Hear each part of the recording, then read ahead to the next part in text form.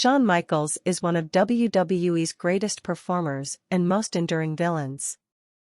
He was inducted into the WWE Hall of Fame in 2011. Who is Shawn Michaels? Growing up in a military family, Shawn Michaels moved around frequently before settling in San Antonio, Texas. Although his high school didn't have a wrestling team, Michaels decided at 12 years old that he wanted to be a professional wrestler. After later dropping out of Southwest Texas State University, he made his professional wrestling debut in October 1984.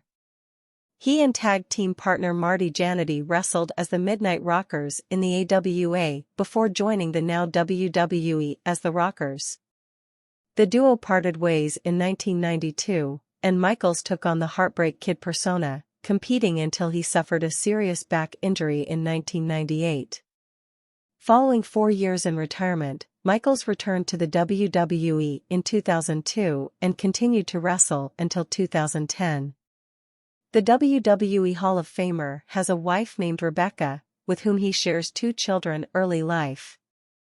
Born Michael Shawn Hickenbottom on July 22, 1965, Michaels is the son of Dick and Carol Hickenbottom. Because Michaels' father was an Air Force pilot, he spent his childhood moving from the United Kingdom to Maryland, before settling in San Antonio, Texas when he was about 8 years old.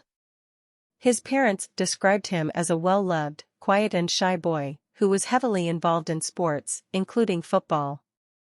Michaels recalls deciding he wanted to be a professional wrestler someday when he was 12, though his high school didn't have a wrestling team.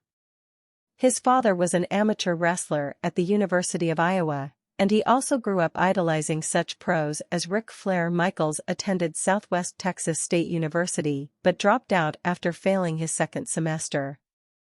Pro wrestling career. The Rockers. Michaels began training with Mexican wrestler Jose Lothario in 1983, and before making his pro debut with the National Wrestling Alliance's NWA Mid-South Wrestling Territory in October 1984. He later joined with tag team partner Marty Jannetty to form the Midnight Rockers, and they won their first American Wrestling Association (AWA) World Championship in 1986. Renamed the Rockers in 1987, Michaels and Jannetty joined and were fired from the WWE in 1987 after just 1 day following a Buffalo, New York bar fight. After their WWE dismissal, the duo joined Continental Championship Wrestling (CCW) in Birmingham, Alabama, where Michaels says they wrestled in front of 25 people for $300 per week. The WWE rehired the Rockers in 1988 on a probationary basis, and they won the later rescinded Tag Team Championship in October 1990. The WWE never aired their championship match against Bret Hart and Jim Neidhart because a top rope had broken mid-event.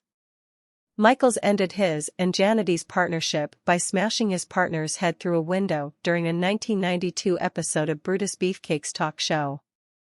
The breakup marked the beginning of Michaels' villain persona as the vain and arrogant Heartbreak Kid. Michaels, who described his character as sort of an Elvis meets Freddie Mercury, won the Intercontinental Championship before he was suspended for testing positive for steroids.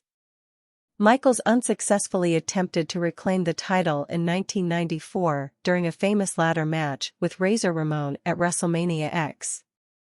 After meeting him in a locker room in 1993, Michaels recruited Kevin Nash to take on the role of his bodyguard and eventually won his first world championship at WrestleMania 12 in March 1996. Michaels and Nash also became part of the Clique, along with Scott Hall, Sean Waltman and Paul Michael, Triple H Levesque. He announced in February 1997 that he was retiring due to a knee issue, but decided to return to action several months later. Upon his return, Michaels formed Generation X with Triple H and Chyna.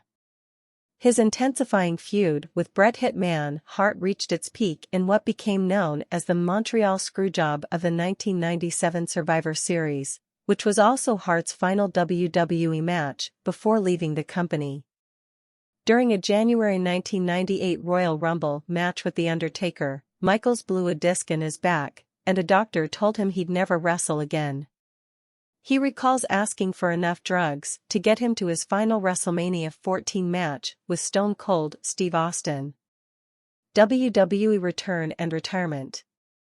After battling drug and alcohol addiction for about a decade, Michaels started a family in San Antonio, got sober, and found religion. More than 4 years into his retirement, Michaels says he prayed his back pain away and returned to professional wrestling at SummerSlam 2002 in a match with Triple H. He went on to wrestle for 8 more years before a final watch with The Undertaker at WrestleMania XXVI in March 2010. Since retiring from the ring, Michaels has served as a key contributor to NXT, which he says began as a developmental brand that grooms WWE superstars' personal life.